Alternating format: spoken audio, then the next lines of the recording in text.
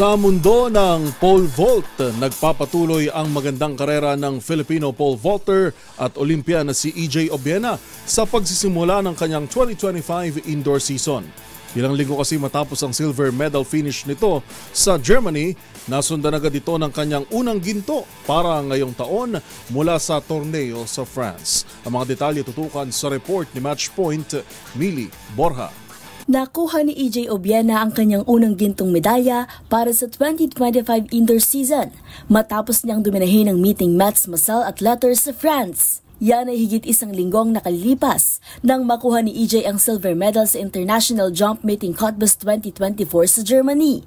Na-clear ng two-time Filipino Olympian ng 5.70 meters sa 8-man men's tournament.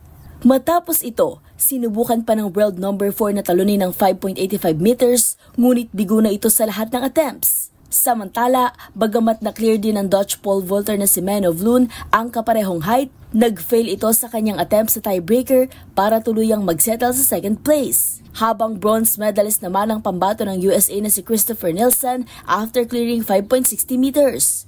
Ang 5.70 meter jump ni Obiena ang kanyang kasalukuyang season best, at magbabalik aksyon ito sa linggo para naman sumabak sa ISTAF Indoor sa Berlin. Para sa MBC TV Network News, ito si Mili Borja ng DZRH TV, una sa Pilipinas, una sa Pilipino.